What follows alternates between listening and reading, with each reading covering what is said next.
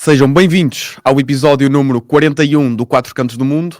Hoje connosco um avançado com características muito especiais, um verdadeiro homem de área, 2 metros de jogador, Leonardo Rocha. Leonardo, antes de começarmos a entrevista propriamente dita, deixo-te o meu agradecimento. É um gosto para mim ter-te aqui no Quatro Cantos do Mundo. Muito obrigado, eu que agradeço e é um prazer estar aqui também. Leonardo, acho que antes de começarmos a nossa conversa é importante esclarecermos um bocadinho quem nos vê, quem nos ouve, dar a conhecer um pouco da tua carreira. O Leonardo neste momento tem 27 anos, mas tem já um vasto percurso internacional. Acho que é a melhor forma que tenho de descrever. Leonardo conta com passagens por 6 países fora de Portugal.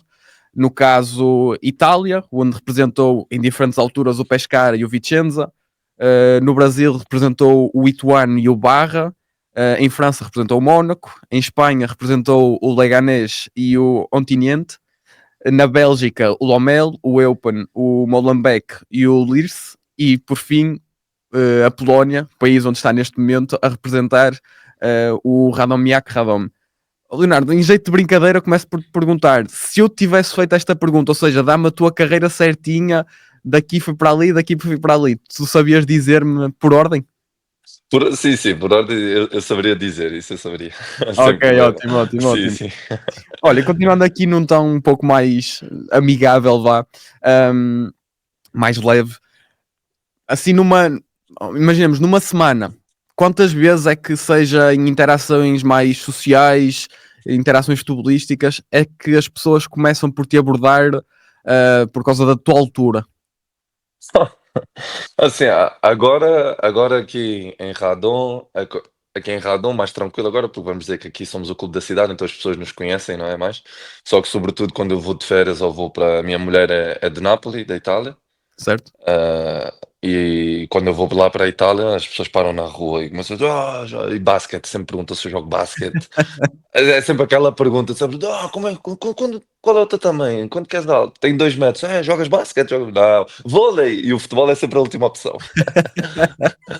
É. Olha, Leonardo, mas pegando até um bocadinho por aí e olhando para a questão futebolística, eu pergunto um bocadinho, a partir de que idade é que começaste realmente a dar este salto? Ou seja, não sei se foste sempre o miúdo mais alto da equipa, e também a partir de que idade é que começaste a perceber, ok, estas são as minhas características, de que forma é que eu posso potenciá-las, digamos assim? Assim, tudo, sobretudo, eu acho que eu ter virado jogador vem muito também do meu pai, não é? O meu pai foi um ex-jogador, assim, em níveis mais baixos, não é? Chegou a jogar em Portugal na terceira divisão, chegou na época, uns 30 ou 40 anos atrás, a jogar na Suécia, na Indonésia. Depois teve uns certos problemas e parou também naquela época. O futebol também não dava para sustentar, né? Nessas, vamos dizer, nessas divisões mais abaixo. E o meu pai, desde pequeno, meteu-me no futebol. Eu sempre gostei, eu gostava de jogar futebol e eu sempre fui maior que todos, sempre. Na escola, eu tinha o tamanho, imagina, tinha 8 anos, já tinha o tamanho dos miúdos de 12, 13. Sempre que íamos jogar em Portugal, os pais lá fora a gritarem a dizer que eu era mais velho que os outros, e era sempre essas histórias. E depois, digamos, à medida do tempo que eu fui jogando, e depois ainda quando entrei na formação do Mónaco, antes disso mesmo, o meu pai já me trabalhava muito esse aspecto técnico e o aspecto de cabecear a bola, porque o meu pai sabia que eu ia ser alto. O médico, quando eu era pequeno, o médico já tinha feito uns cálculos que eu iria ter mais ou menos uns 2 metros, 2 metros e 10. E pronto, então o meu pai sempre me trabalhava, treinava muito comigo, cabeceios, essas coisas que poderiam me ajudar no futuro e que por acaso agora eu uso muito. Então foi a partir aí mais ou menos dos meus 15, 16 anos que eu comecei a entender, que eu ia ser um atacante muito alto, ia ser diferente, que eu tinha que me adaptar a um certo estilo de jogo e a partir daí eu comecei mais a fixar-me nesse estilo de jogo. Sim, porque lá está, eu vou ser completamente honesto, o campeonato polaco não é um campeonato que eu acompanho regularmente, mas logicamente para preparar a entrevista fui ver coisas tuas, recolher o máximo de informação possível e logicamente uma das coisas que mais salta à vista naqueles vídeos de melhores momentos são os teus golos e principalmente os golos de cabeça. Sim. Pergunto, olhando especificamente para esta época e um pouco para a tua carreira, sentes que as equipas foram sempre construídas um bocadinho em função de ti, ou seja, sentes que há uma maior aposta, por exemplo, nos cruzamentos, tendo Leonardo Rocha no plantel? Com certeza, eu acho que isso é um fato, não é? É a mesma coisa que se tu, eu penso, se tu tiveres um atacante baixo, muito rápido, não é? Tu vais apostar talvez em contra-ataques, não é? Em jogadas em que o atacante pode ir sozinho e tal. E no meu caso, sempre que eu joguei, os treinadores tinham sempre abordavam sempre esse estilo tático de: olha, não dá para sair a jogar, batemos a bola no Léo, né? O Léo disputa de cabeça, tenta dominar a bola, tenta ganhar uma falta, alguma coisa. E depois, claro, quando passamos a linha do meio campo, eu penso que a prioridade assim, das equipas que jogam comigo é tentar encontrar uma jogada para meter a bola na área. Porque, pronto, é aí que criamos muito perigo também, não é? E é aí que os defesas ficam em pânico também, porque eles dizem: tem 2 metros, temos que parar, temos que fazer isto, temos que fazer aquilo. E sim, nós com certeza usamos muito isso por causa de mim. Leonardo, e pergunto, já tiveste alguma situação em jogo ou alguma coisa do género que algum defesa te tivesse dito alguma coisa de seres muito alto, ou seja, assumir mesmo que estava a ser difícil marcar-te devido à tua altura, por exemplo? Assim, que eu de ser muito alto, não, só que às vezes, certos momentos, de vezes os defesas sobem nas minhas costas e o árbitro marca falta, depois eles vão falar para mim e dizem: tu és muito alto, não é falta. Eu sou muito alto, mas não tens que me subir nas costas assim dessa maneira. Então, não, sim, mas assim, mais essas conversas assim, não é? Certo, certo. Sim, Olha, sim. e olhando um bocadinho para esta temporada na Polónia, antes de irmos fazer esta viagem pela tua carreira, pergunto como é que se explica um início de época tão bom, porque no momento em que falamos, o episódio vai sair daqui a alguns dias, mas no momento em que falamos, és um dos melhores marcadores da Liga Uhum. Polaca, 10 golos nesta temporada, mais de metade dos golos do Radomiak no campeonato. Como é que se explica este início de época tão positivo? Assim, eu penso sobretudo primeiramente, claro, trabalhar, não é? Tenho trabalhado. Depois de ter um ano, tive um ano complicado ano passado, não é? A nível de minutos de jogo. Nos primeiros 6 meses tinha aqui o Pedro Henrique, que é muito bom atacante e estava a fazer um bom trabalho. E pronto, o treinador na época não gostava de jogar com 2 atacantes.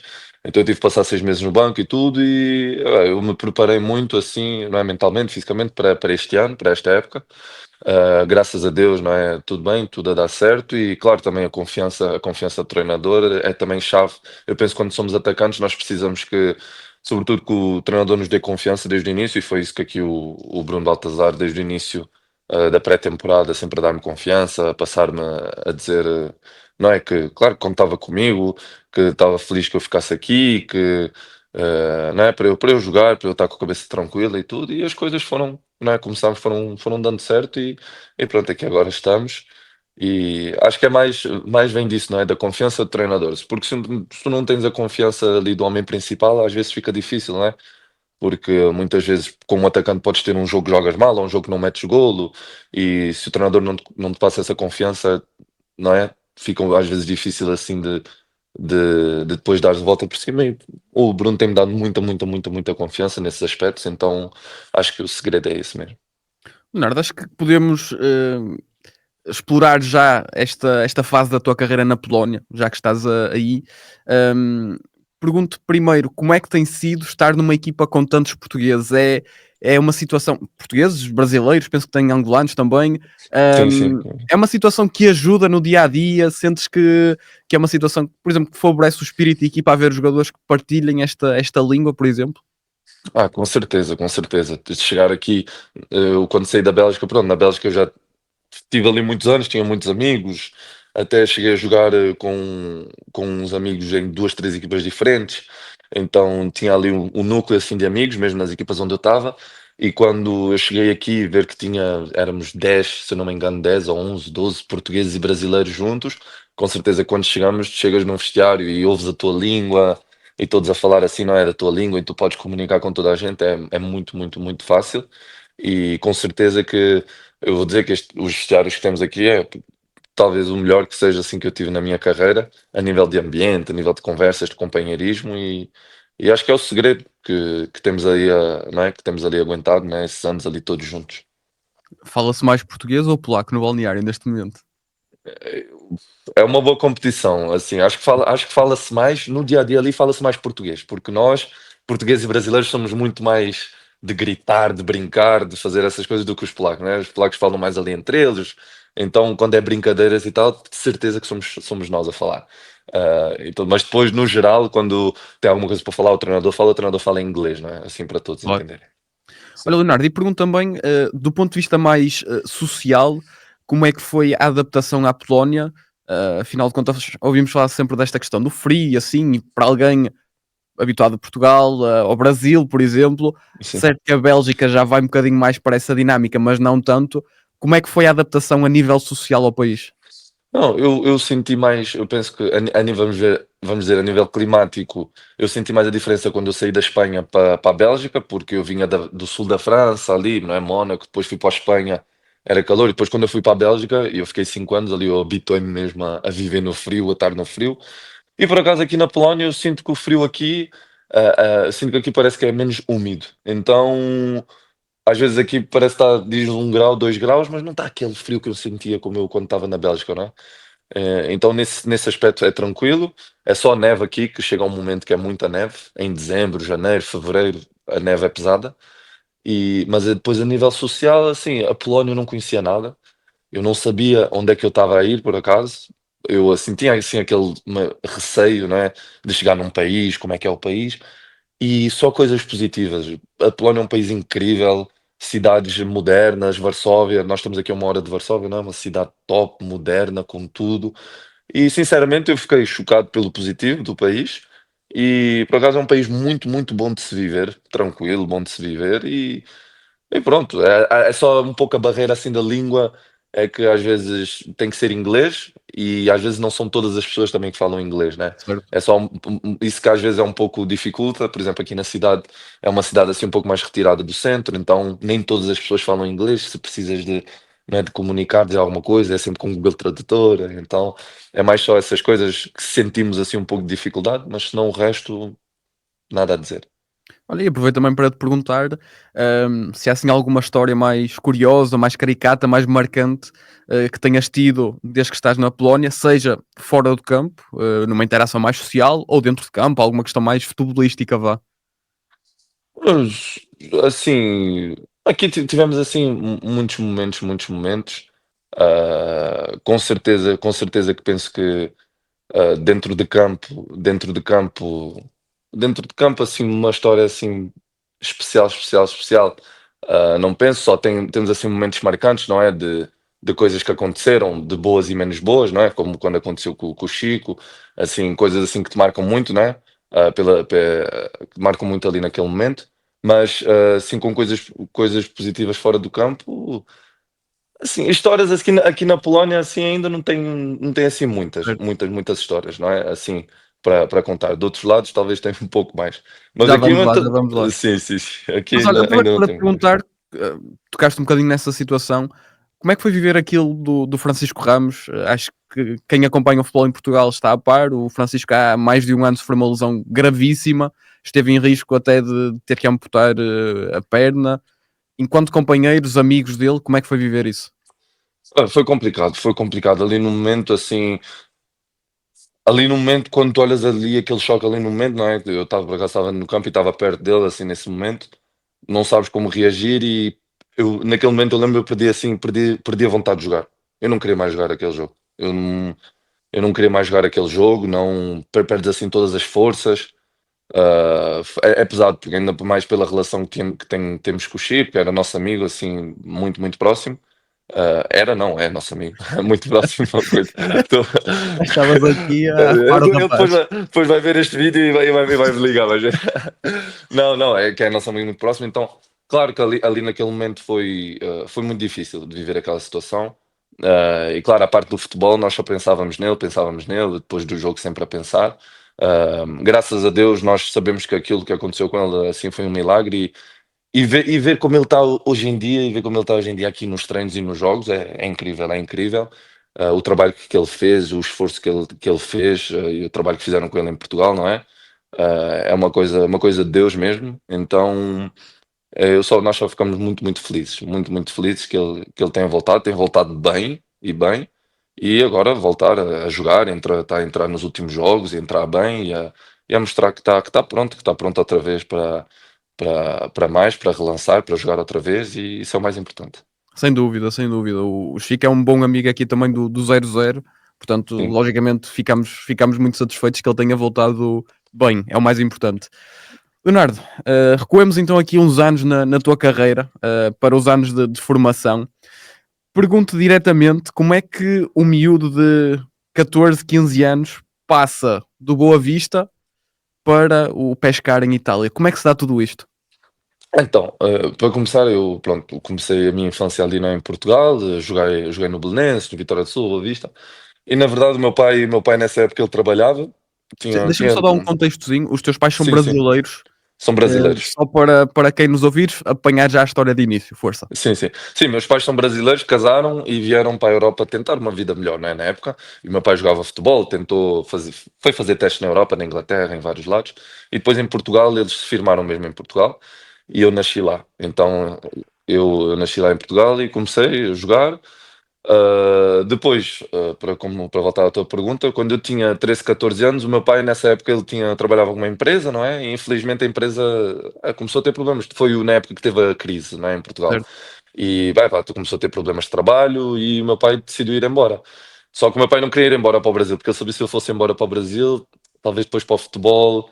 O futebol no Brasil assim não é fácil na formação, se não tens contatos, chegar assim, jogar em equipas é complicado. Então, um empresário na época ligou para o meu pai na Itália, um empresário da Itália, e disse: Olha, eu trago o teu filho para cá, eu levo ele em dois, três clubes e vemos, não é, se algum clube quer ele, alguma coisa. E pronto, eu fui fazer teste em três clubes, no Novara, no Pescara e no Chievo, na época. Na época o Chievo estava na Série A, o Novara estava na Série A, o Pescara estava na Série B. E pronto, e o Pescara por acaso quis ficar comigo logo. E meus pais fizeram as malas, fizemos tudo e fomos para lá. Fomos embora para a Itália. Só que na Itália eu tinha assinado por acaso um contrato de 4 anos, até os meus 18 anos. certo. O grande problema é que os primeiros 2 anos eles não iam dar nenhuma ajuda de custos e o meu pai ia ter que bancar tudo, não é? Apartamento, casa, alimentação, todas essas coisas. E era um pouco complicado, puxado para o meu pai. E eu também não podia jogar até aos meus 16 anos. Eu não ia poder jogar porque tem aquela lei dos menores de 16 anos, Certo. os teus pais têm que trabalhar no país, não é? Quando és estrangeiro. E então eu ia ter que ficar 2 anos só a treinar e o meu pai ainda por cima a gastar. E o meu pai decidiu, disse: Não, não vamos ficar assim nessas condições. E foi aí que ele decidiu mesmo. Nós chegámos ainda a ficar 8 meses, ficámos 8 meses no Pescara, 8 meses, e depois de 8 meses nós tivemos de ganhar um clube e o meu pai decidiu e fomos embora para o Brasil. Certo. Mas olha, pergunto primeiro, vamos por partes, com que impressões é que ficaste de Itália? Eu sempre que recebo convidados cá, e ainda aconteceu agora com o último, com o Pedro Mendes, sinto que é um país que tem assim um certo charme. É um bom país para se viver também?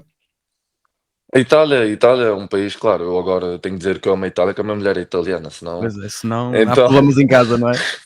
não, mas eu amo esse país. A Itália é um país maravilhoso, com certeza, para visitar, para morar.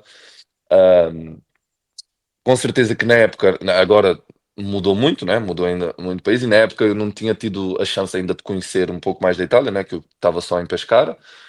Mas já na época eu tinha-me apaixonado pela cidade, o futebol, como é lá, como eles treinam, a maneira como o treinador, eles trabalhavam os miúdos na base, tu entendes porque é que a Itália tem assim, por exemplo, grandes defesas e porque a maneira como eles trabalhavam, por exemplo, eles tinham um sistema na base do Pescara, né, em que o treinador trabalhava os primeiros 6 meses, tinha 2 ou 3 vezes por semana que ele trabalhava só os defesas, e nos segundos 6 meses ele trabalhava só os atacantes durante 2, 3 vezes por semana. Ou seja, eles são muito, muito sérios. Mesmo ali 13, 14 anos, o futebol já é levado muito a sério e eu fiquei impressionado com aquilo. Eu fiquei impressionado verdadeiramente com aquilo.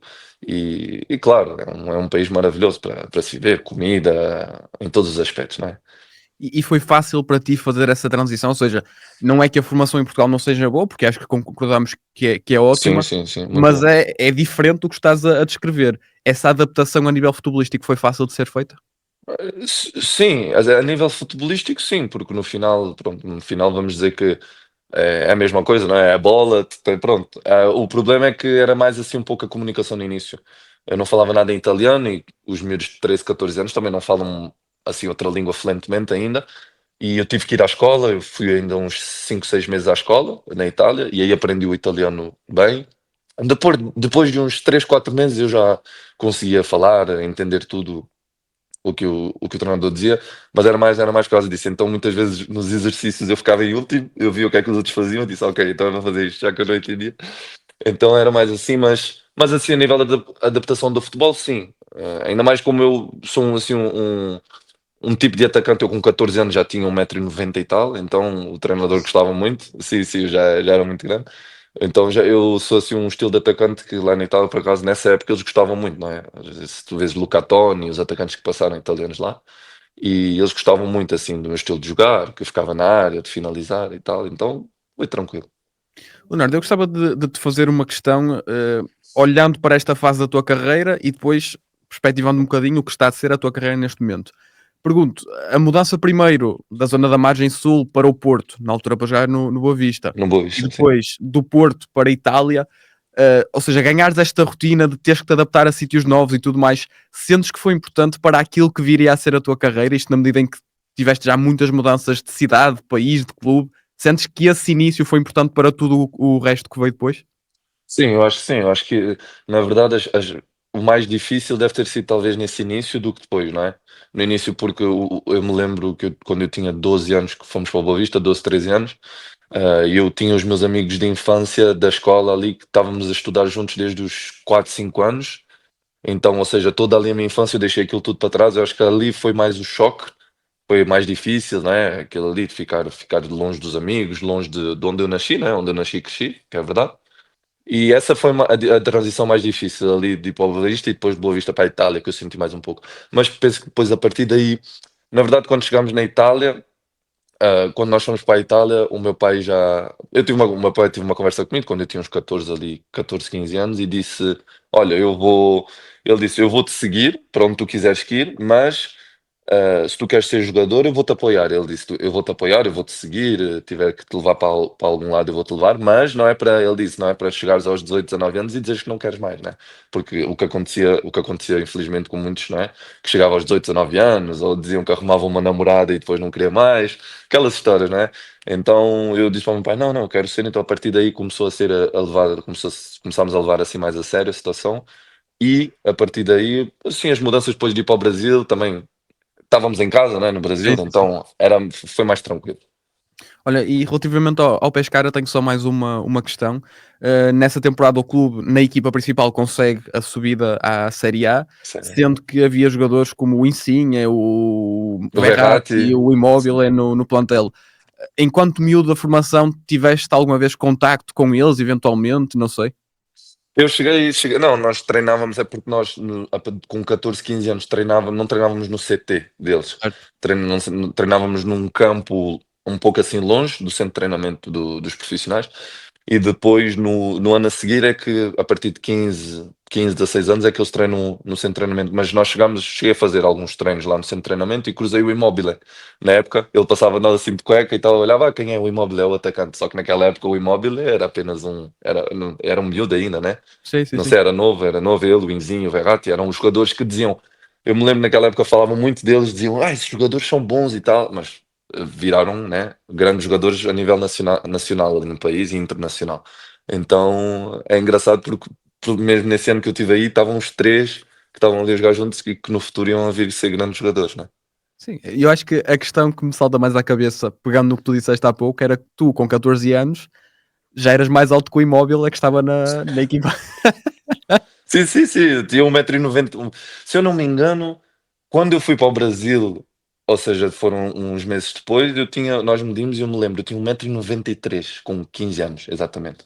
Então, ali com 14 anos, eu devia ter por volta disso também, 1,90 m, 1,91 m, por aí. Incrível, incrível mesmo. Sim. Leonardo, continuando aqui esta nossa viagem, voltas depois ao Brasil, como já referiste, pergunto quão importante foi esta mudança no sentido de conheceres as tuas origens, conheceres ou conviveres de forma mais regular com a tua família, sentes que isso foi positivo para ti enquanto miúdo com, lá está, 14, 15 anos? Sim, eu acho que foi bom porque eu sempre fui digamos, na minha família, eu sempre fui o primo dos meus primos todos, eu sempre fui o primo que viveu longe. a Sim, vida sim. toda. Todos os meus primos são da mesma cidade, ali mesmo da parte da minha mãe, da parte do meu pai. Moram talvez a 15, 20 minutos um do outro, mas são todos ali de Santa Catarina, Balneário Camboriú, estão todos ali concentrados, né? Então, eu sempre fui aquele que viveu longe e ia tipo de 4 em 4 anos ia para o Brasil. Então, quando eu voltei para o Brasil e primeiro antes de viver lá eu fiquei um ano no Ituano, não é? E só depois é que eu fui para o Barra, que é na cidade onde é a minha família. E aí eu cheguei a viver um ano e meio junto da minha família e foi muito positivo, foi muito bom porque nunca tinha tido essa experiência e claro, estar perto da família, é lá, estás perto dos teus entes queridos, não é? A tua avó, o teu avô ali, a tua família, teus tios, teus primos, que tu vias a cada 4 anos, ali tinhas a oportunidade de ver todos os dias, quase, não é? Então, claro que foi muito positivo para mim ter passado pelo menos esse momento e ter dito pelo menos uma vez na vida eu vivi perto da minha família. Lá está, isso é que se calhar a parte, tu foi num contexto muito específico dos teus pais emigrarem muito cedo, mas Sim. essa parte de estar afastado da família é aquilo que se calhar a generalidade das pessoas e dos adeptos não percebe o quão difícil é para um jogador profissional de futebol que tem que estar sempre a mudar de sítio, não é verdade? Sim, sim, isso foi complicado porque assim quando eu era mais pequeno, não é, eu gostava muito, gostava muito, não é, de estar assim perto da família quando íamos de férias e tudo, e às vezes íamos, ficávamos só ali um mês, depois eu voltava e depois eu sabia que eu só ia voltar a vê-los daqui a 4 anos. Ou seja, claro que naquela época os meus pais não tinham condições, não dava para ir todo o ano para o Brasil, não é? Certo. Há uns anos atrás era difícil. Então, claro, estar longe da família não era fácil, falávamos na época por MSN, quando saiu, sim, essas coisas, então foi um pouco complicado isso, porque a verdade era a minha família, só que nunca estava perto deles, entendeu? E também nunca falava com eles, porque era a época em que tinhas que comprar aqueles cartõezinhos para Sim, ligar. sim, sim. Sabe aqueles cartõezinhos? A minha mãe comprava os cartõezinhos, cada ligação dava para fazer, cada cartão dava para fazer 1 hora de ligação. Então era mais assim, mais a nossa rotina, não é? Então foi muito, muito, muito positivo. Olha, Leonardo, e pergunto, como é que foi viver, hum, no país ao qual mais associamos o futebol alegre, o futebol de rua, como é que foi conviver com esta dinâmica numa base diária?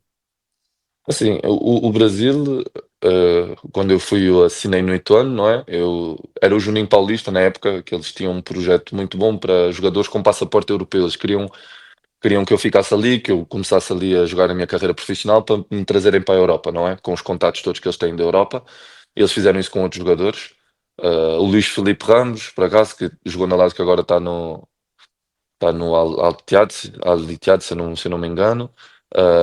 Na época, o Marcão que trouxeram também para a Europa, ou seja, fizeram todos parte desse projeto. Para a Europa não, o Marcão foi para a Coreia, desculpa, foi para a Coreia.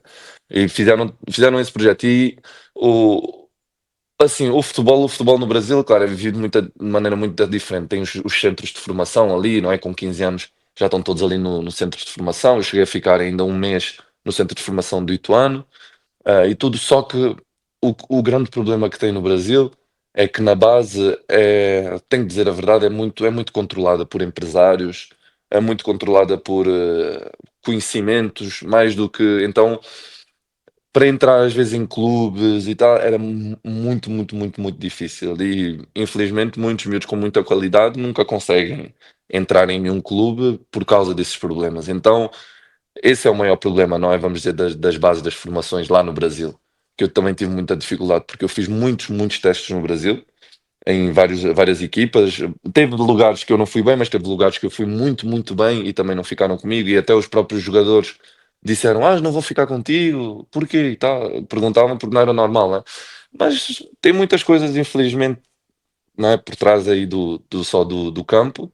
E pronto, é só esse o maior problema para mim, porque tem muita, muita qualidade ali naquele país e infelizmente se tu vês hoje em dia, cada vez mais, antigamente todos os jogadores que o Brasil teve, cada vez mais, ah, agora temos o Neymar que foi o último, mas assim, não aparecem assim tantos jogadores como apareciam antigamente, é o que eu sinto, né? Assim, do nível que apareciam.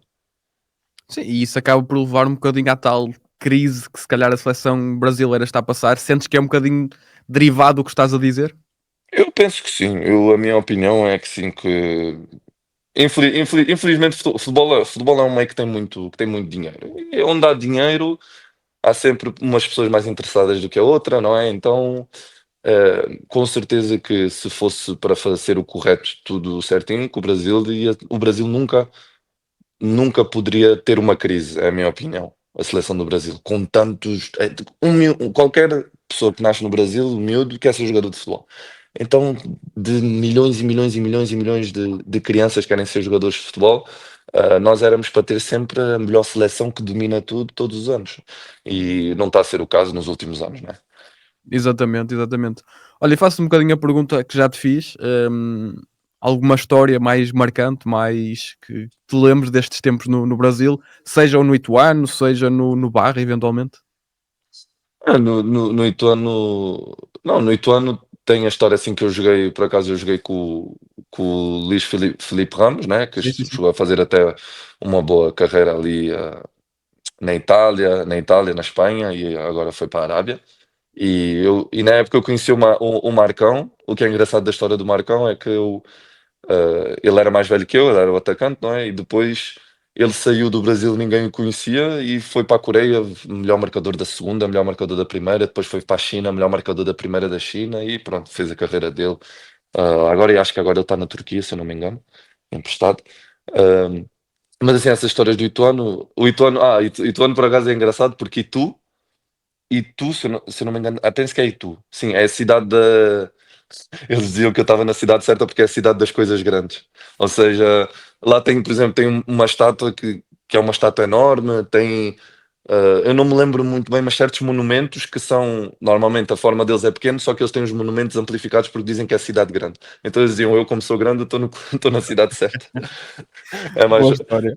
Sim, é mais só por causa disso, assim.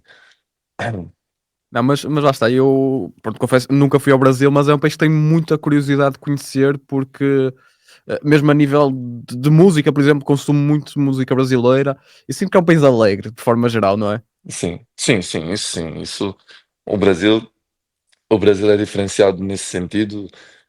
A alegria, as pessoas estão sempre felizes, passas na rua, nem te conhece, dá bom dia, tudo bem. É aquele calor, sabe? Aquele calor que tem, que às vezes sentimos falta um pouco assim, quando estamos assim em outros países, como aqui ou na Bélgica, que não é a mesma coisa, não é? Isso sentes um pouco falta disso. Olha, Leonardo, e aproveito também para te perguntar, já disseste, por exemplo, que no Pescara foste algum tempo para a escola, para aprender o italiano e tudo mais, mas como é que foste gerindo esta questão académica ao longo da tua formação? Já que passaste por Portugal, Itália, Brasil, França, pelo menos ali a idade de escolaridade obrigatória, como é que foste gerindo isso? Então, a escolaridade, tu vais rir porque é engraçado. Eu na Itália fui para a escola. Depois, quando fui para o Brasil, na Ituano, eu terminei o primeiro ano e quando eu fiz 16 anos, já não era mais obrigatório, parei a escola, acabou. Ou seja, eu cheguei a fazer só, vamos dizer, equivalente a Portugal, cheguei a fazer o 10º ano só. Ok. Equivalente a Portugal. Faltou o 11º e o 12º. Então não tenho nenhum diploma, não tenho nenhum diploma de estudo, nada, tive que parar porque com 16 anos, com 16 anos eu renovei o meu passaporte português para voltar para a Europa para fazer os testes, onde, né, Mónaco, mas fiz testes em muitos outros lados. E pronto, então eu tive que parar a escola porque não dava para conciliar as duas coisas. E tentei mesmo tudo. Eu falei, vou tentar tudo com o futebol. Se der certo, deu. Se não der certo, tenho tempo de voltar a estudar. Então era essa a minha, né, que estava na minha cabeça. E por acaso tem tempo, porque no Brasil pode estudar de noite, pode estudar à tarde, é muito fácil, né, terminar. Então eu deixei isso para segundo plano. Certo, olha, e aproveito para perguntar, lá está, havendo esta saída do Brasil, dás depois o salto para o Amor em Portugal e vais depois para o Mónaco, mas dizes que fizeste testes em vários sítios. Lembras-te, não digo todos, mas alguns sítios onde fizeste? Eu posso me lembrar de todos. Eu vou-te dizer. Olha, quando eu saí de Portugal, na verdade, eu estava no Brasil a treinar e lá um empresário conhecia. O empresário aqui um francês, não é? E esse francês me trouxe para a Europa.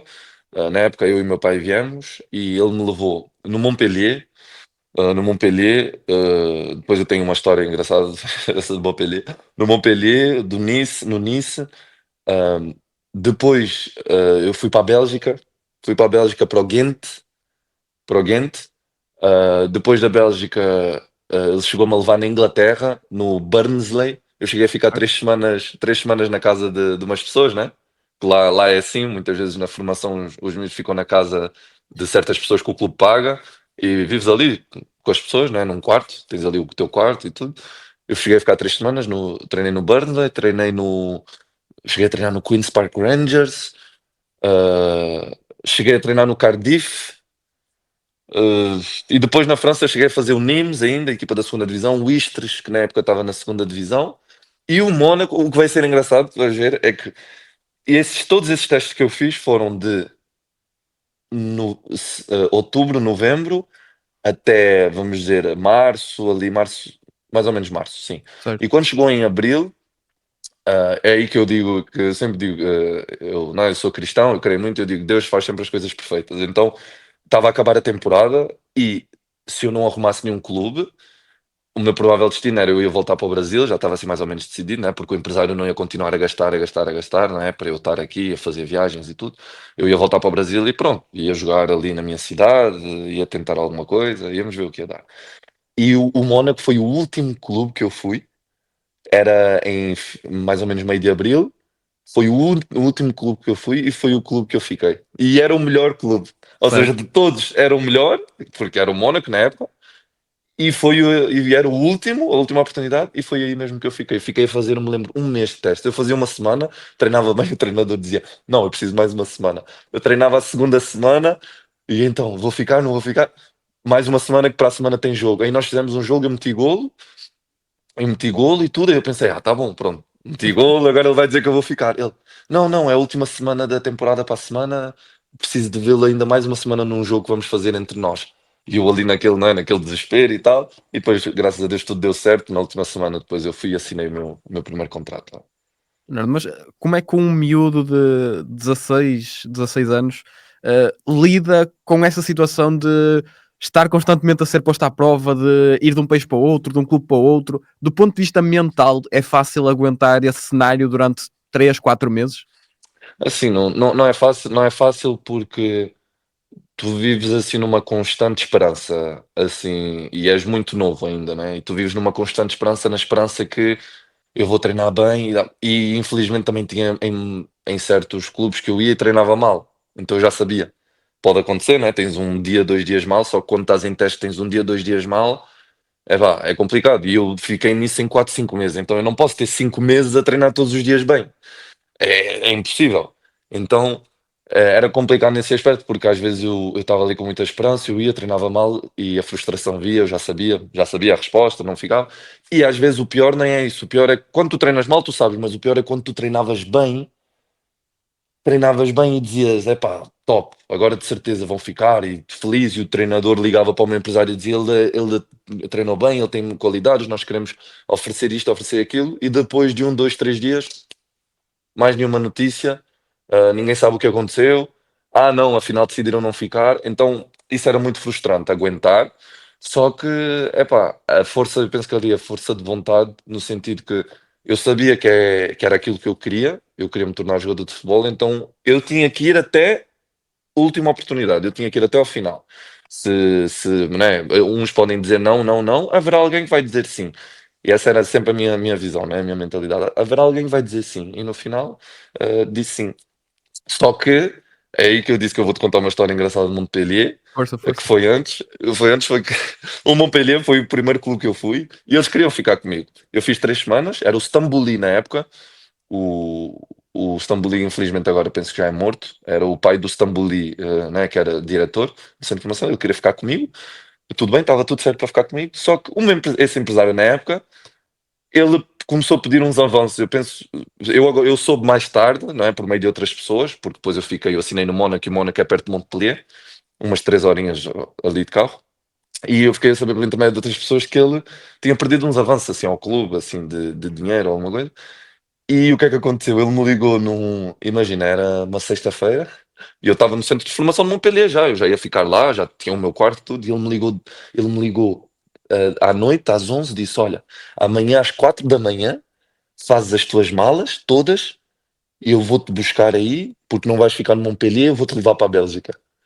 E eu era um miúdo de 16, na época de 16 anos, ele Claro. diz-me aquilo, ele era empresário, eu falei: Ok, Confiavas pronto. nele, não era? Sim, eu fiz as malas às 4 da manhã, 5 da manhã, ninguém me viu sair, todas as pessoas a dormir, aqueles que cuidavam de nós a dormir, tudo, apanhei as minhas malas, ele veio de carro, meti-me no carro e ele levou-me para a Bélgica. E depois fui fazer teste na Bélgica e não fiquei. E depois, isso foi engraçado. E depois, claro, agora eu rio, mas na época não foi engraçado, não é? E depois o Montpellier a ligar de manhã todos à procura de mim. Onde é que ele está? Onde é que ele foi? A ligar para o empresário. Ou seja, claro que hoje em dia eu rio disso porque é uma situação, a pensar foi uma situação engraçada, mas na época eu disse que aquele empresário era maluco.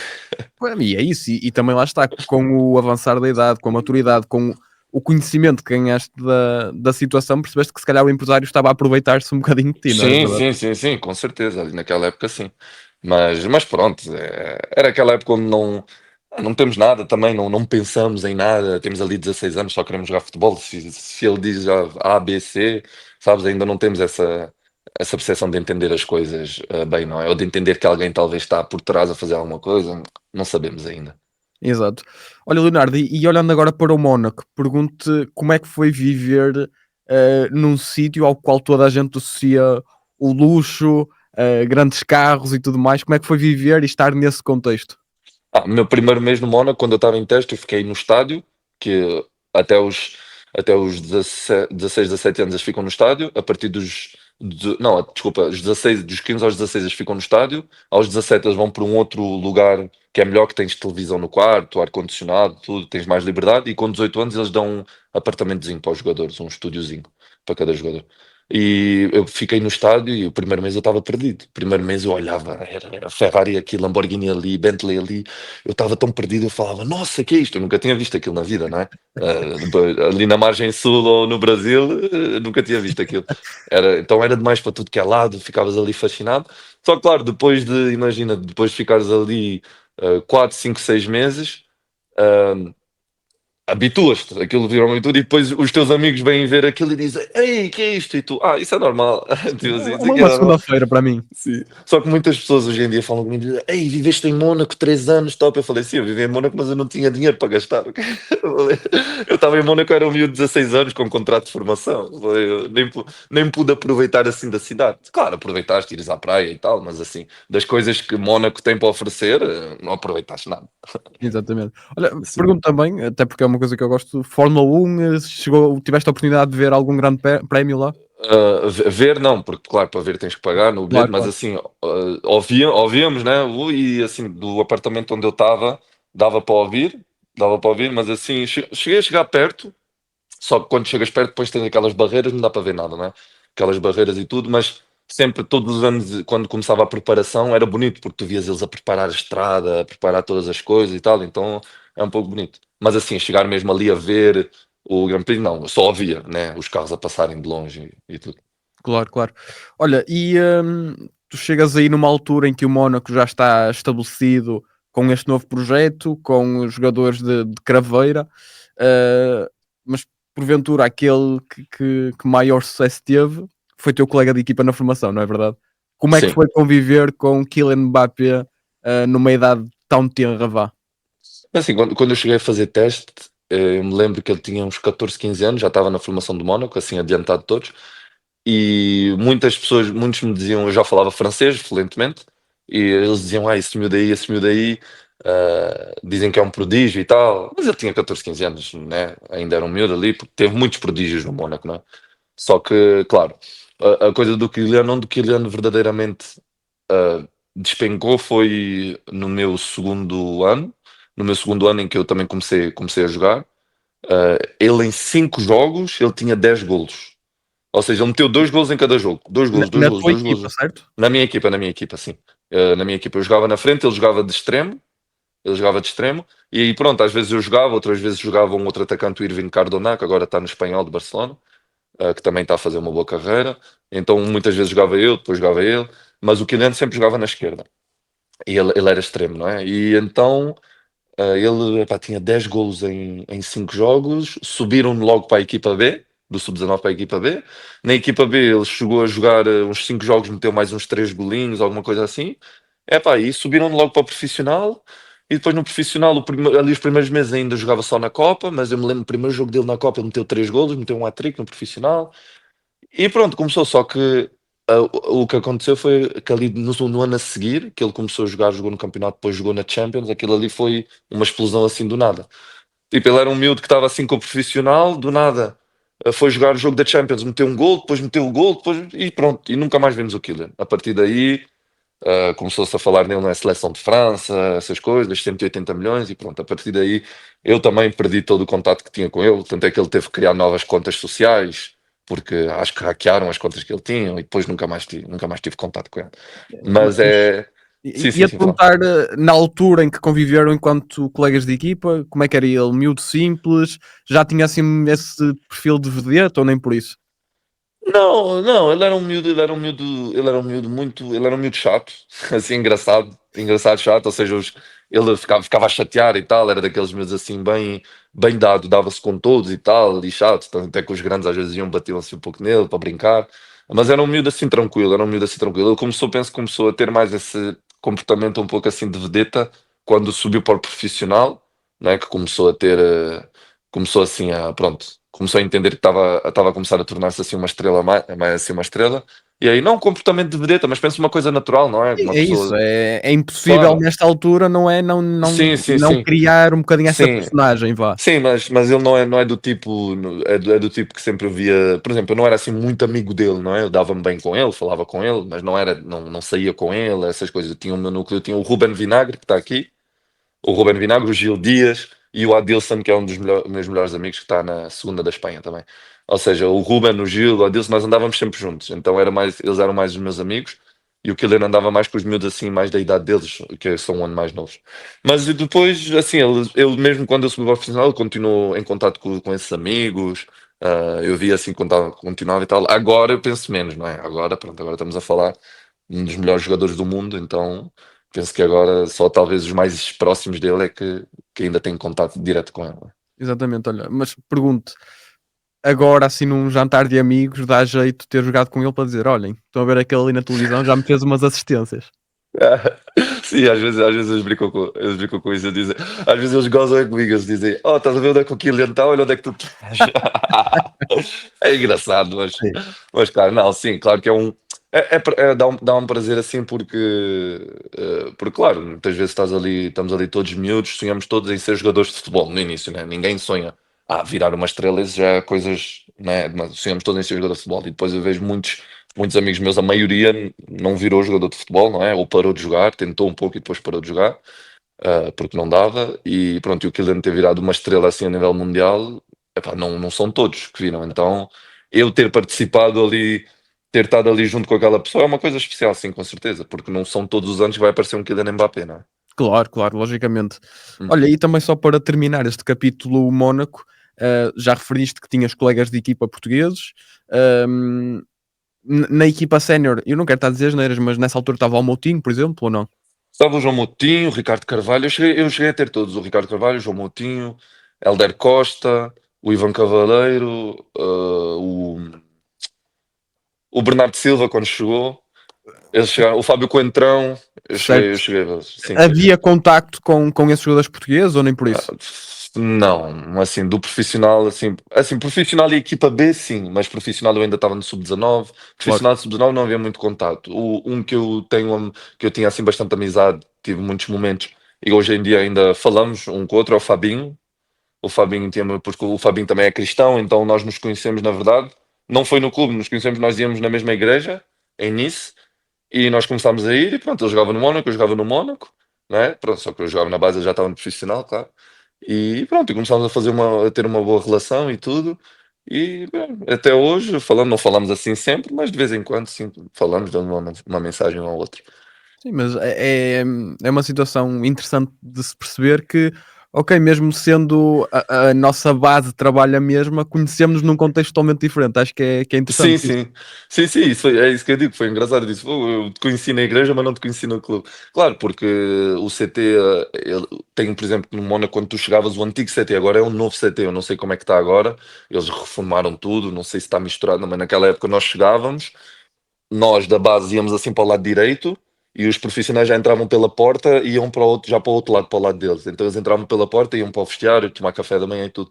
E nós, o nosso café da manhã e tudo era no estádio e nós só subíamos lá na Turbi, só subíamos para mesmo para ir para o nosso. Íamos para o vestiário, íamos para o treino e íamos outra vez para o estádio comer. Então não tínhamos esse contato. Exatamente, exatamente.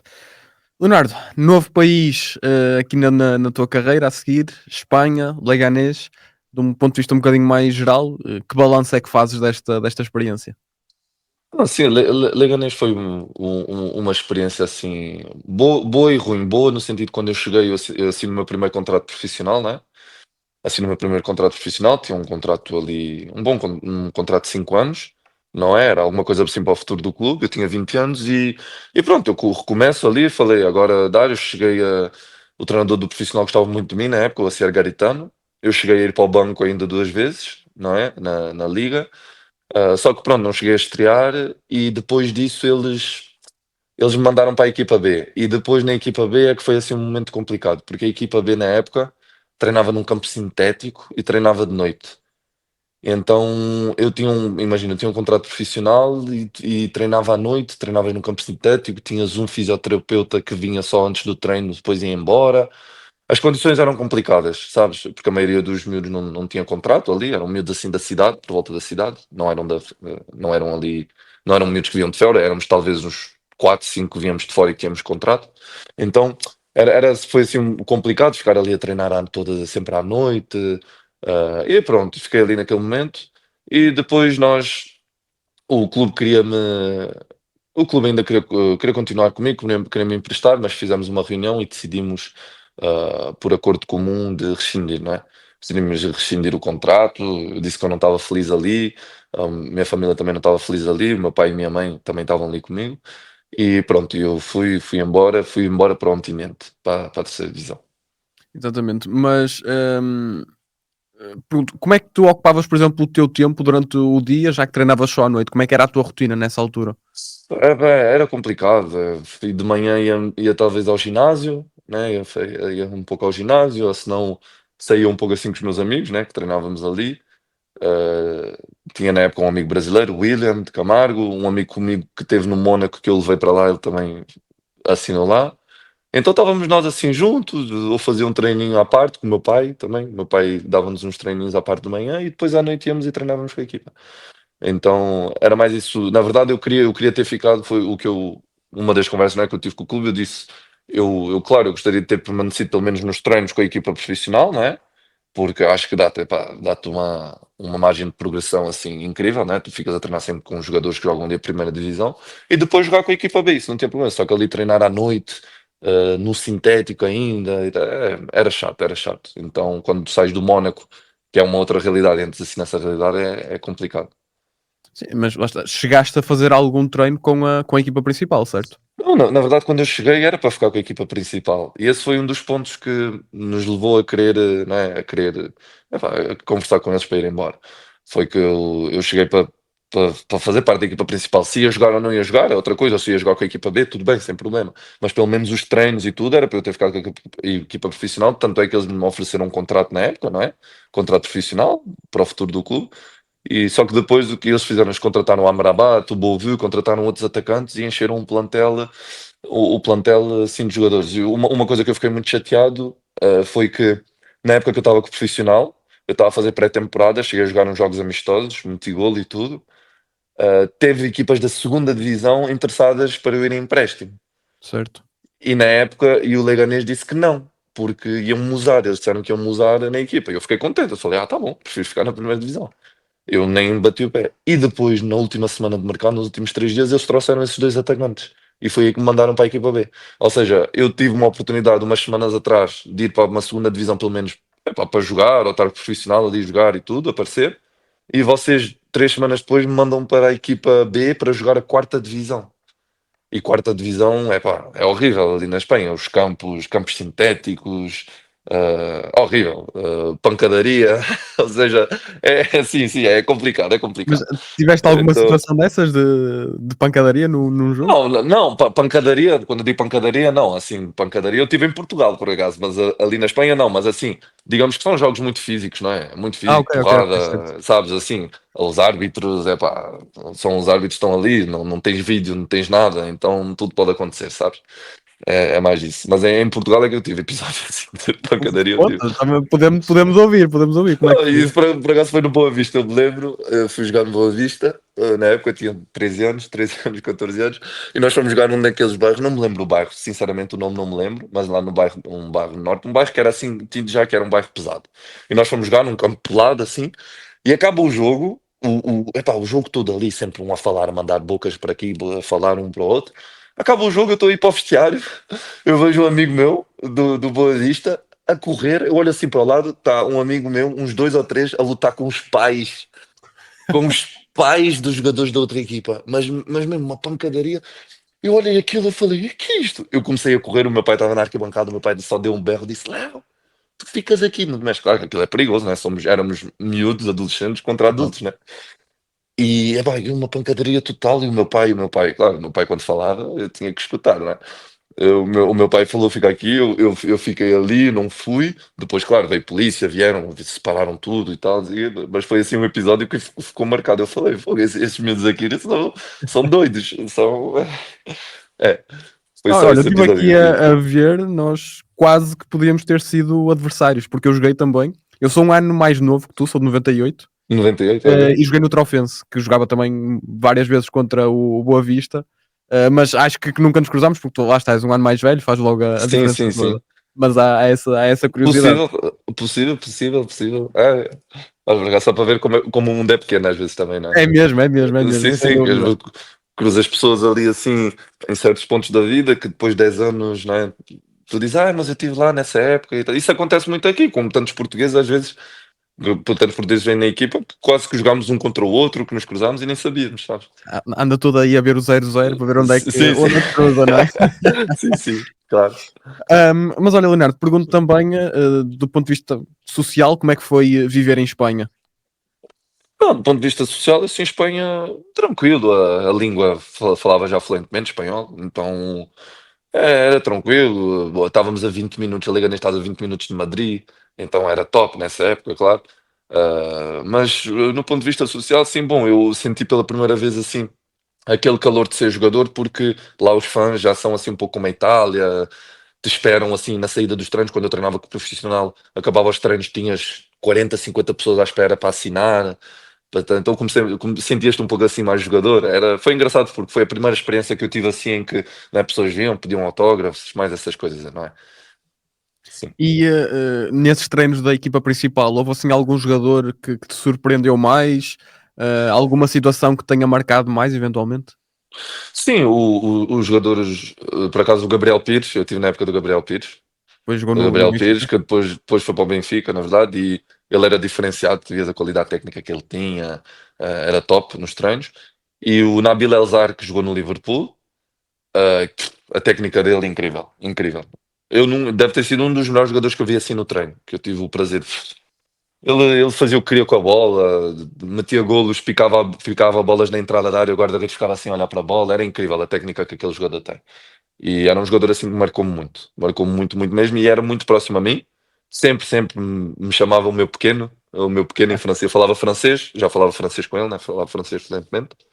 E estava sempre ele sempre a dar conselhos, sempre a dizer: tens que fazer gol no treino, tens que fazer gol, ele sempre a pegar no pé. Então foi uma muito boa experiência nesse sentido, de conhecer assim os jogadores que assim tiveram assim um momento assim internacional, não é? O Gabriel Pires também, que depois foi para o Benfica e teve em Portugal. Então foi mais assim dessa experiência, assim, esses dois jogadores que me marcaram mais. Exatamente.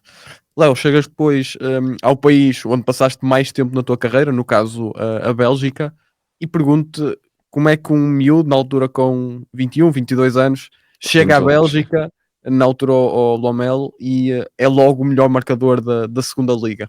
Claro, aí vamos de novo a mais uma história. Quando eu saí de Leganés, eu vou para o Inter na terceira divisão.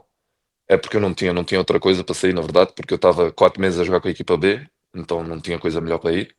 Fui para o Inter para a terceira divisão, e o clube no final do ano faz falência.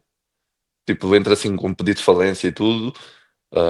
Posso E assumir então eu então que sei, nessa fase tiveste porventura salários em atraso? fico sem clube. Sim, não, por acaso chegámos a ficar só com um mês em atraso. Ok, Um ok. mês, que depois foi pago pela AF, lá que é um sindicato de jogadores. eles pagaram tudo isso por acaso, mas o clube entrou com um pedido de falência, então eu saí livre. Eu me encontro sem clube, com 21 anos, sem clube, e fui para a Bélgica, para o Lommel, para a segunda divisão, para fazer testes. Isso que as pessoas não sabem, as pessoas acham, eu fui lá fazer teste. Estive a fazer teste 10 dias. O treinador, por exemplo, eu estive a fazer teste, imagina, eu fiz teste uma semana, joguei um jogo e eu recebi uma proposta da Itália da terceira divisão, da Série C na época. E epá, a proposta já era garantida, me mandaram um contrato, tudo. Epá, eu disse na época ali ao gajo do Loma, eu disse: eu recebi uma proposta, como é que é? Ele disse: neste momento, neste momento eu não posso dar uma resposta assim, tipo assim, que eu quero ficar contigo. Eu preciso de ver o próximo jogo, temos mais um jogo amistoso, preciso de ver um próximo jogo para te dar uma garantia e tal. Mas eu falei, mas eu tenho que dar uma resposta a esta equipa agora, nos próximos dias, senão a equipa depois não me contrata. E foi aí, como eu digo as coisas, Deus faz as coisas perfeitas. Eu já tinha, a minha mulher era minha namorada na época, e epá, eu liguei para ela e por acaso ela me disse: Olha, eu não quero que venhas para a Itália se for para tipo, não é para vir para a Série C e tudo. Tenta aí até ao final e depois vemos o que acontece. E por acaso eu joguei esse jogo, jogámos contra o Lokeren, que estava na primeira divisão, e acabou o jogo. O treinador do Lokeren era amigo do empresário que me levou. Ele perguntou se eu queria se eu queria assinar com o Lokeren, porque ele gostou do que viu, e foi aí que o Loma entrou na frente e disse: Não, Claro. não, vamos ficar contigo depois desse jogo. Foi um jogo que eu joguei bem, por acaso. Vamos ficar contigo, e eu assinei aí um contrato. E se tu me perguntares como é que é possível, eu não sei como é que as coisas acontecem, não é? Como tem que acontecer. Ah, Imagina, a nossa equipa terminou em sétimo de oito, de oito equipas, e eu fui o melhor marcador e quase descemos de divisão, né? Então, é assim, claro, é uma história assim incrível, não é? Mas as coisas foram acontecendo, fui jogando, jogando, jogando. Nessa época, ainda assim, não tens responsabilidades, não tens pensamentos assim, jogas só por jogar e não pensas no futuro, não pensas nada, só queres jogar. E as coisas foram acontecendo, por acaso. Olha, e lá está, já tiveste muitos anos na Bélgica, diferentes clubes, diferentes cidades. Ahm, Pode-se descrever o país de uma forma geral ou cada cidade e cada localidade vai tendo as suas especificidades? Eu vou descrever assim um país da Bélgica de forma geral. A Bélgica é um país muito bom a nível de vida, a nível de organização, top.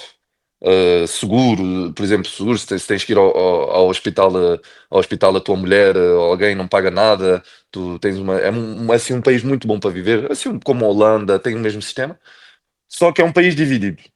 Tens a parte holandesa que não quer saber de nada da parte francesa, não se dão, a parte que falam só holandês, depois tens a parte ali de Bruxelas que fala só francês, e depois tens uma parte ali de baixo de Liège que fala francês, e o Eupen, onde eu estava, que falam alemão. Tu chegas no mercado e falam alemão, ou seja, tens um país, tens três línguas num país, só que se tu vais na parte holandesa e dizes e falas francês, eles não falam contigo. Isso é que é incrível. Tu vais na parte holandesa, porque eu vivi nas três partes, não é? Eu vivi quando no Lierse, eu vivi na parte holandesa, quando eu estive no RWDN, vivi na parte de Bruxelas, e quando eu estive no Eupen, vivi na parte alemã. Então eu vivi nos três. E tu vais no Eupen, por exemplo, vais no mercado, a primeira língua que eles falam é alemão. E depois eu falo em francês e eles falam francês comigo, porque eles falavam francês e alemão. Só que na parte holandesa eles não falam nem alemão e nem francês. Ou falas holandês ou talvez inglês. E depois na parte francesa eles falam holandês, muitos, e francês. Entendes? Então tem ali uma divisão assim muito entre os países. Ou seja, tu estás num país, mas tu sabes que as pessoas de um lado não se dão muito com as pessoas do outro e o país é pequeno. Ou seja, é incrível. Ou Exatamente. seja, eu cheguei a viver em Bruxelas, eu vivia num apartamento, quando eu jogava no Molenbeek, eu atravessava a estrada 100 metros. Aqui falavam francês, eu atravessava-se a 100 metros, tu ias no hospital ali num coisa, falavam holandês, já ninguém falava francês. E estamos a falar de 100 metros, ou seja, são coisas mesmo que tu ficavas chocado e dizias, como é que é possível um país tão pequeno ter tanta divisão assim? Mas se eu tivesse de descrever a Bélgica, eu descrevia assim, é um país muito bom para viver em todos os sentidos, não é? Da organização e tudo, mas um país muito dividido. Então, eh, podes estar num lado, falam uma língua, estás no outro lado, as pessoas são totalmente diferentes, vivem de uma maneira completamente diferente, falam diferente, é incrível. Leonardo, a minha pergunta é: tu neste momento, com 27 anos, quantas línguas é que falas? Então, eu falo espanhol, italiano, francês, português e inglês, fluentemente, as 5, não é? Escrever, falar tudo. Depois, o polaco, não. esquece, não consigo. Mas só que tem o napolitano, que a minha mulher é de Nápoles, o napolitano é uma língua à parte também, eu também entendo e consigo falar. Então vamos dizer que 5 e o napolitano ali não é fluente, mas eles falam comigo, eu consigo ainda responder às vezes. Assim, se eu me empenhar, eu consigo falar. Então vamos dizer, vá 6, mais ou menos. É uma das vantagens também de jogar fora, não é? Sim, isso com certeza. É, aprender a falar assim vários idiomas e tal é uma coisa incrível. Eu penso assim, para a tua vida mesmo, né, fora do futebol. Primeiro no futebol é bom porque tu chegas em qualquer lado, tu consegues comunicar. De certeza que em qualquer lado que eu for, pelo menos uma língua alguém vai falar, sabes? Pelo menos alguma língua alguém vai falar. Então é bom para isso, para a parte da comunicação e também para o futuro da vida. Nós não sabemos, né, o que a vida nos reserva. Penso que é bom, né, aprender assim a falar vários idiomas. Eu gostaria, na verdade, eu gostaria de falar talvez alemão, aprender alemão, só que é muito difícil. É muito, muito, muito difícil. Exato. Olha, Yeah. e pergunto-te, antes de partirmos para esta questão das histórias mais caricatas e assim que possas ter da Bélgica, depois desse primeiro ano em que és o melhor marcador da segunda liga, sendo tu alguém bastante jovem, imagino eu que as propostas tenham chegado de todo o lado. Sendo que no ano a seguir no Open não consegues fazer tantos jogos. A minha pergunta é certo que a posteriori é muito mais fácil falar e dizer decidi bem ou decidi mal. Olhando agora para trás, sentes que não foi se calhar a melhor decisão que podias ter tomado naquela fase em específico da tua carreira? Assim, naquele momento eu penso que é a melhor decisão, porquê? Porque o Eupen é uma equipa que na época foi comprada pelos cataris, assim, tinha muito dinheiro, tinha muitas boas condições, mas era uma equipa pequena da primeira divisão, uma equipa que não tem assim história na primeira divisão. Então eu, na minha cabeça, claro que o contrato era bom, melhor do que as outras equipas que vieram atrás, mas na minha cabeça eu ia para uma equipa, eu falei, ok, vou para esta equipa pequena porque tinha a oportunidade de ir para equipas muito melhores e maiores e talvez não ser opção, né? Talvez ser segunda, terceira opção. E no Eupen o combinado era ser a primeira opção do clube. E então eu tomei essa decisão por causa disso, porque eu falei, ok, vou para este clube, vou jogar, né? Jogo ali, faço ali um ano e depois posso dar um salto maior. E infelizmente quando eu chego, epá, eu cheguei, primeira semana, o treinador meteu-me no banco, normal, né? Eu cheguei a primeira semana. Segunda semana, terceira semana, quarta semana, quinta semana no banco, sempre no banco. E aí eu comecei a achar estranho essa coisa. Eu falei, então, eles me contrataram, vou ser a primeira opção, estou no banco. E os resultados da equipa não eram bons. Eu entrava 15 minutos, 20 minutos, 5 minutos. E depois chegou no sexto jogo, ele me chama no escritório e disse: eu sei que não estás feliz, que tu queres jogar e tal. E foi ele, por acaso, das pessoas na época que me convenceu a ir para lá, que teve uma conversa comigo antes de eu assinar, me levou, eles estavam a fazer um estágio, me levou lá para uma floresta, ficámos a conversar meia hora, e ele a dizer que eu sou o número 9 dele, que eu vou jogar, que eu isso, que eu aquilo, por isso que eu fui para lá. E então eu chego lá e ele diz, eu sei que não estás feliz que vais jogar, então o próximo jogo eu vou-te meter titular. Eu jogo o próximo jogo a titular, perdemos 2-0, porque a fase era má da equipa, eu não joguei muito bem também, ele me chama, ele me chama na semana, era o meu primeiro jogo a titular com a equipa, ele me chama nessa semana seguinte e diz: Olha, ah, o clube vai trazer outro atacante, e agora vai ser complicado para que jogos. Nisso o mercado já tinha fechado, não é? Não podia ir para lado nenhum, nem emprestado, nem nada. Vai ser complicado que jogos e tal. E eu fiz 4 meses na arquibancada. Fiquei 4 meses sem ser convocado para um jogo, sendo que eu tinha sido o melhor marcador da segunda e tinha sido contratado para ser. Ou seja, foi um choque muito grande. Aí foi um choque muito grande. Imagino mesmo que a nível, por exemplo, de comunicação social e assim, toda a gente Sim, falasse. sim, sim, sim. Não, assim ali não, porque não é um clube de muita visibilidade Certo. na Bélgica. Então, como não é um clube de muita visibilidade, as pessoas, os jornalistas, não davam muito ênfase. Talvez se eu tivesse ido para outro clube assim com mais visibilidade, eles iam falar. Mas então ninguém nem estavam assim, o Rocha está ali, não está a jogar. E claro, e quando chega a época para eu ir, para eu ser emprestado em dezembro, infelizmente rompo o ligamento.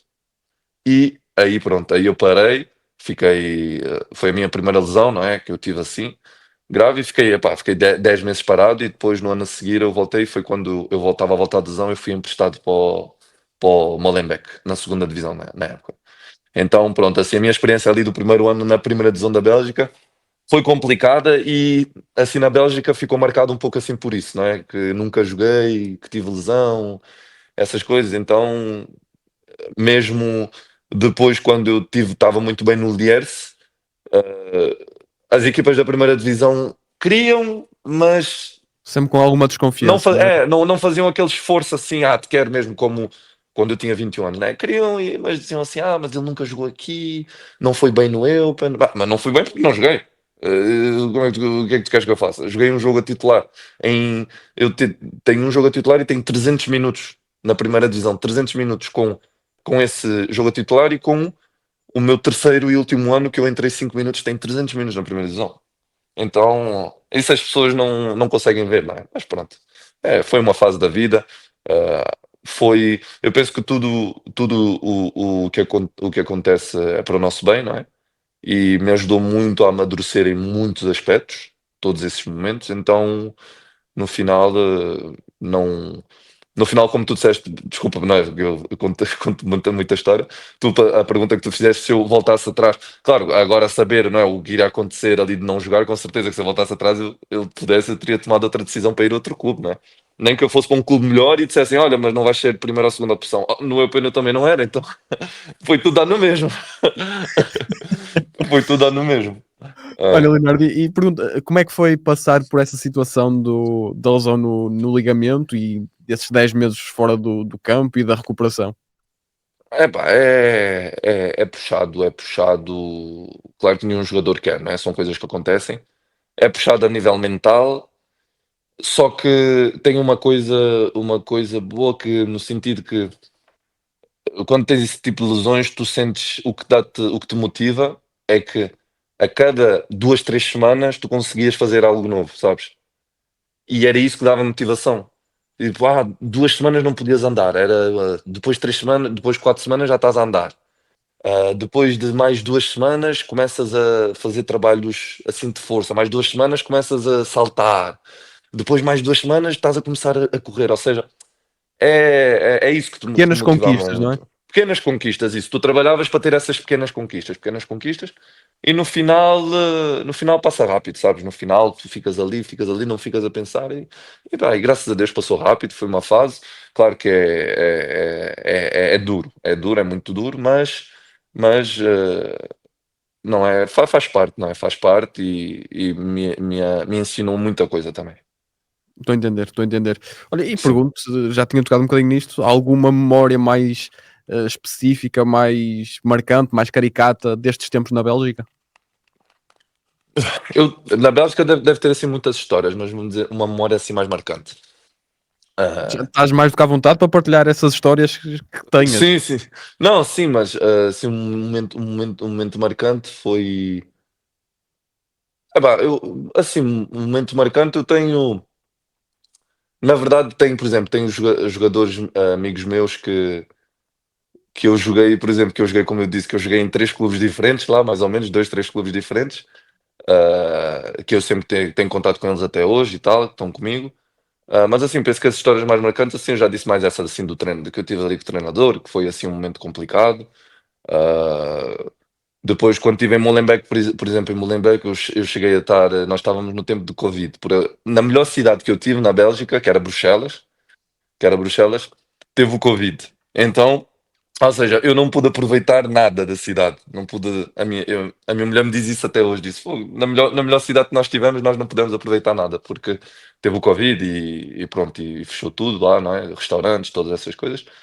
Ahm, mas assim, a Bélgica é um país assim que eu tenho muito respeito, muito carinho, porque digamos foi lá que eu me formei assim como o jogador que eu sou hoje, não é? Aprendi muita coisa, amadureci bastante. A minha filha nasceu lá, então um momento marcante, pô, o nascimento da minha filha. O nascimento da minha filha, por acaso, na Bélgica. E tal, bem, bom, se eu te digo assim, talvez uma coisa assim que me marcou mais foi assim. Eu, por exemplo, eu saí do Eupen, no meu terceiro ano. Eu tive o primeiro ano a lesão, ali não jogava a lesão. O segundo ano eu fui emprestado para o Molenbeek, e depois eu volto no terceiro ano, no meu último ano de contrato, para o Eupen, e tenho também problema, levo uma cotovelada na cara, parto isto tudo. Ou seja, tenho aqui placas, sabes? Tive que ficar 2 meses e meio, tenho aqui placas. Claro, tu não vês nada porque pronto, a Sim, sim, sim. operação foi top, mas eu parti a cara, levei uma cotovelada no jogo. O árbitro disse que não foi falta, mas está bom. Parti uma cara toda e Imagina se fosse, não é? imagina se fosse. Tive que operar tudo, fiquei 2 meses e meio, 3 meses, então quando eu saio do Eupen, eu saio desse terceiro ano sem jogar, joguei tipo 12, 13 jogos, entrei, né? 12, 13 jogos, 15 minutos, 20 minutos, 5 minutos, e eu saio, fico sem clube. E imagina, eu estava assim, num conforto, digamos assim, tinha um bom contrato ali na primeira divisão, tudo. E o meu primeiro treinador do Lommel, que eu terminei melhor marcador, o Tom Van Scott, que é um treinador que eu tenho muito carinho, né? Uma muito boa relação com ele. Ele vai para o Lierse, ele está no Lierse, e ele me liga e diz: Olha, aqui o contrato, já sabes, é baixo, mas jogas, vais-te lançar outra vez. E depois ele até me ajudou na época, diz: Vamos meter uma cláusula, uma pequena cláusula em janeiro, que se alguém quiser vir e pagar essa cláusula, tu podes sair. E assim, naquela época foi assim, a minha filha tinha acabado de nascer, então eu estava num certo conforto, a minha filha tinha acabado de nascer, e eu me lancei assim numa coisa, assim, complicada, não é uma coisa que se dá certo, se não dá certo, é pá, para onde é que vais, sabes? E pá, graças a Deus eu fui, deu certo, voltei a ser outra vez com ele, o que é engraçado é que com ele outra vez voltei a ser o melhor marcador ali da liga nos primeiros 6 meses, e foi aí que veio o Radelnhac, pagaram a cláusula e eu vim para cá. Então, digamos que o momento que marcou foi mais isso, ele no sentido de treinador que me teve no início, ele foi o meu primeiro clube na Bélgica e o meu último clube na Bélgica, e foi ele o treinador. Sem Então, dúvida, e sim. foram os 2 anos que eu fui o melhor marcador. Então a história é engraçada por causa disso. Sem dúvida, sem dúvida. Não sei se tens mais alguma historinha que queiras partilhar desse tempo, senão também tenho aqui mais umas questões para ti. Não, assim da Bélgica acho que assim em geral, mas assim já te contei assim bastante coisas assim em geral. Talvez alguma coisa assim me escapa, mas assim as coisas mais importantes penso que foram, sim. Tenho só mais aqui algumas questões. Ahm, a tua família, lá está, tu numa primeira fase tiveste sempre os teus pais muito presentes, desde que estás com a tua atual esposa, anteriormente Uhum. namorada, ela também te foi sempre acompanhando nestas aventuras? Sempre, sempre. Eu estou com ela desde.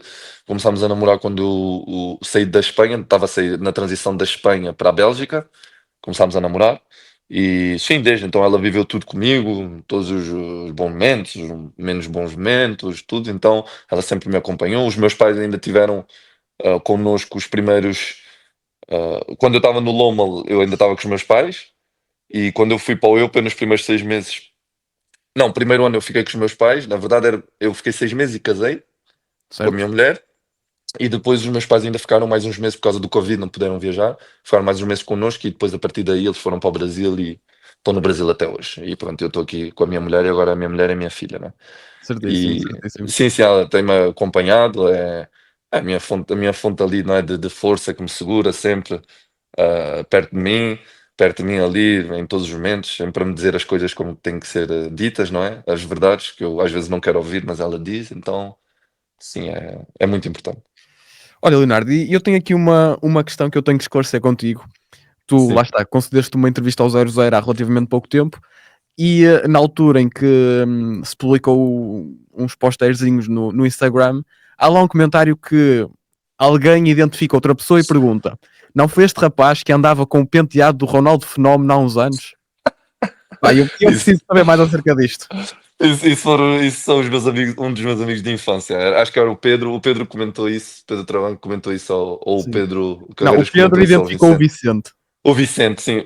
Então, o Vicente, ele era na escola, no Guadalupe, não é? Na escola que eu estudava, ele era da minha idade, e nós é que começámos na época, o Guadalupe, o primeiro ano que o Guadalupe foi a competições e de futebol, não é? Futebol de sete, competições como a Aveiro Cup, essas competições assim, e o Campeonato Distrital de Lisboa, fomos nós que começámos, porque eu tinha a mesma idade dele, e ele era filho do diretor da escola, não é? Certo. Diretor da escola. E ele gostava muito, ele jogava futebol, então, e era muito bom jogador, o Vicente, na época. E eles comentam isso do Ronaldo Fenómeno porque eu um dia, essa história eu me lembro muito bem. O meu pai tinha a mania de cortar o meu cabelo no verão, não é? O meu pai vinha, cortava o cabelo do verão, rapava o cabelo a zero. Por causa disso eu tenho umas entradas hoje. Eu meti o boné para não ver as entradas. Culpa do teu pai, não é? Culpa do meu pai. O meu pai vinha e rapava o meu cabelo na zero. Então chegou um dia, eu falei para o meu pai, eu não sei se era em 2000 talvez 2004, não, desculpa, 2004, 2005, devia ter uns 7 anos, para aí, 7, 8 anos. Eu disse ao meu pai, pai, eu quero mesmo o cabelo do Ronaldo Fenómeno. Meu pai olhou para mim e disse, tens certeza? Eu disse, eu quero mesmo o cabelo do Ronaldo Fenómeno. Meu pai foi, raspou tudo, deixou só a pontinha, deixa só a pontinha aqui, raspou tudo e eu cheguei na escola assim, e a escola inteira, os meus amigos todos a gozar comigo e a rir, a dizer que é isto. Até o treinador de educação física, na época, né? Que ele gostava muito, que eu na educação física eu fazia sempre. Ele olhou para mim e disse: Que é isto? O que é que estás a fazer? Eu disse: Como é que o teu pai deixou? Eu falei: Foi o meu pai que fez. E eu todo feliz ali com o penteado, sentia-me o Ronaldo Fenómeno. Então é mais essa história engraçada. Muito bom mesmo, muito bom.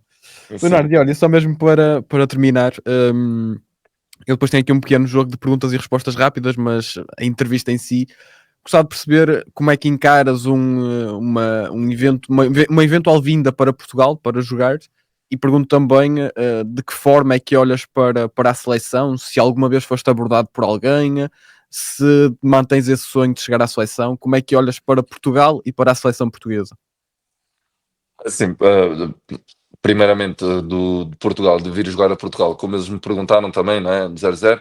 Assim, todos os anos sempre aparece, ultimamente nos últimos 2 anos, 3 anos, tem aparecido sempre oportunidades para ir para Portugal, ok? O problema é que às vezes não compensa em muitos sentidos, entendeu? Então, não é fácil. Portugal é o que, como eu dei quando eu falei aos teus amigos no 0-0, que é muito desnivelado, às vezes, né, em termos de contratos, de salários em Portugal, um clube com os outros, então às vezes se tu não vais para os melhores clubes de Portugal, às vezes não compensa também sair de onde estás, entendeste?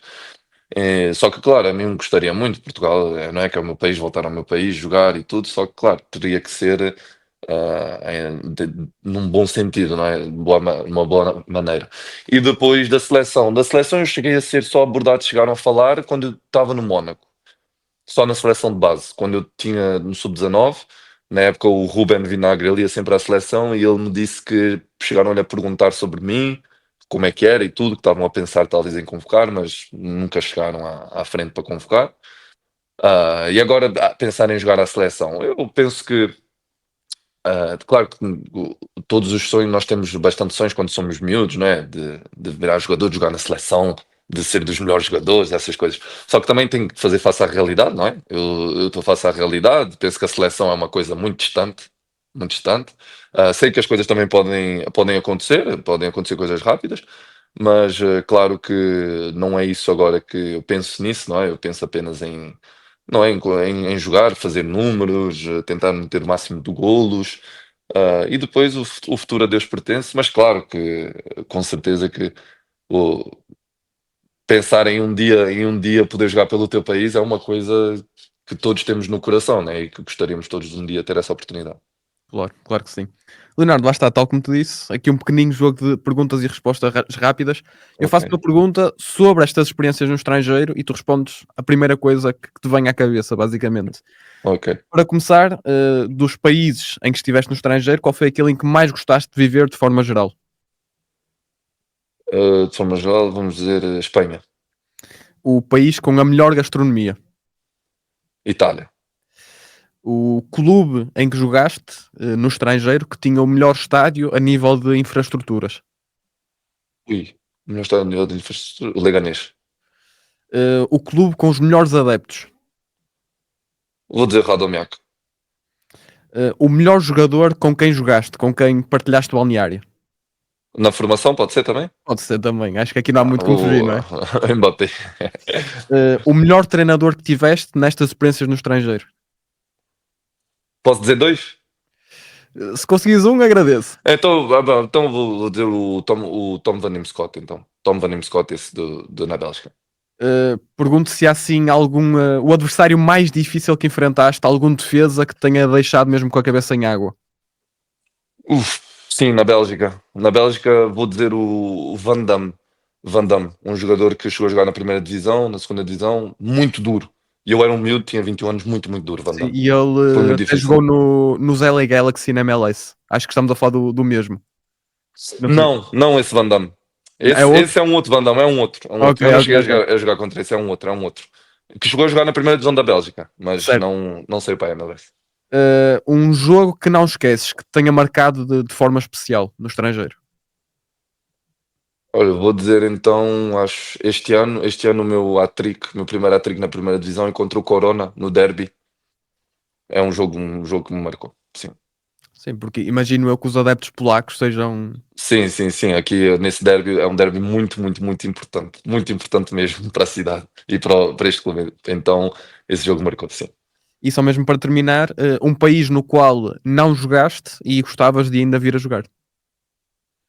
Olha, eu diria Portugal ou Inglaterra.